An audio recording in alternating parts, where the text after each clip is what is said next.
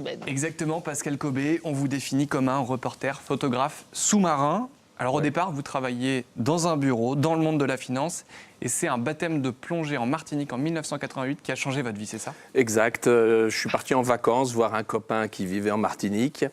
Et puis il m'a un jour emmené, sans combi, sans rien, une bouteille, des cailloux en guise de plomb et plouf. Et donc, sacrée initiation. Oui, je me rendais compte de rien et ça s'est bien passé. Puis là, voilà, puis de fil en aiguille. Après, bon, j'en ai fait 2-3 autres avec lui. Je suis rentré à Paris. Je me suis inscrit dans un club. J'ai passé les différents niveaux. Puis je suis devenu moniteur et voilà.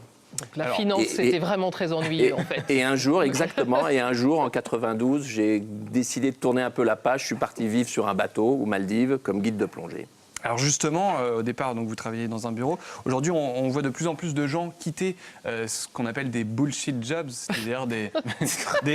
Moi, j'étais restée plus soft. C'est ennuyeux, de bullshit Oui, voilà, jobs. Bon, je ne traduirai pas en Voilà, français. des métiers qui ne sont pas forcément passion, des métiers passion aussi. Non. Autre chose. En même temps, la bourse plonge aussi parfois.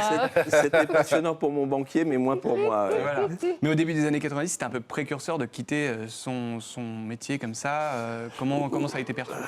Ah oui, alors tous mes collègues, copains, confrères, etc. me disaient « Ah, t'as de la chance, t'as de la chance. » Bon, faut le vouloir quand même. Alors c'est vrai que j'avais pas d'enfants, etc. J'étais pas marié, j'avais pas d'attache. Parce que après aller aux Maldives, effectivement, si on a un gamin à l'école, c'est plus compliqué. Ce qui n'était pas mon cas. Mais tout le monde me disait « T'as de la chance, t'as de la chance », y compris des célibataires endurcis. Je leur disais « Allez-y, vis ta passion, fais ce que tu veux. » Voilà. D'accord, vous vous êtes mis donc à la plongée, puis à la photo. Quel a été le déclic? Alors, bon, j'ai fait 2 ans de croisière aux Maldives. Un jour, j'encadrais une croisière en Papouasie-Nouvelle-Guinée qui était une croisière de photographes. Et alors, il y avait, je ne sais plus, une dizaine de photographes, ou peut-être un peu moins, tous avec leurs caissons, leurs brochures, leurs tirages, etc. Ça m'a donné le déclic.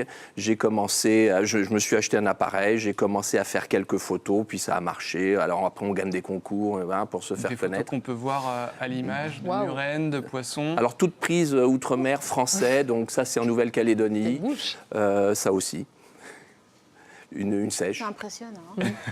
Ah oui. Personnellement, moi, j'ai toujours été fasciné par les documentaires animaliers, justement, pour arriver à capter cette attention d'un poisson, d'une tortue, même d'une baleine. Comment ça se passe? Alors, bon, on est tous des enfants un peu de cousteau.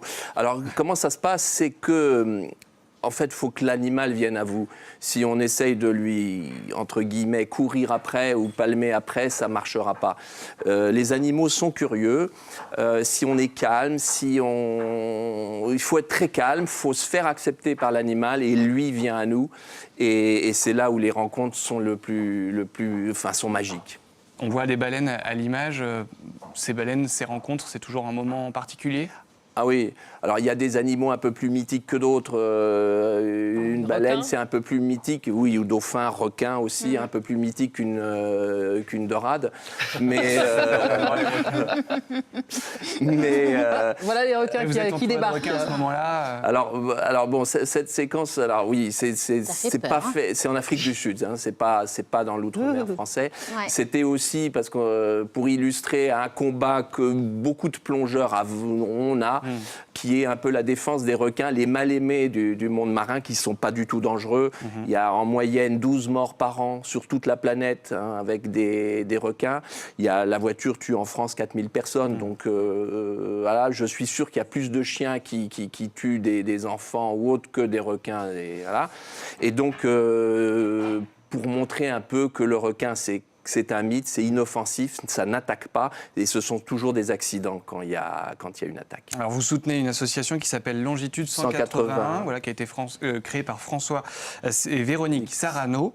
Objectif de cette association, réconcilier l'homme et l'océan. Vous pensez que c'est encore possible?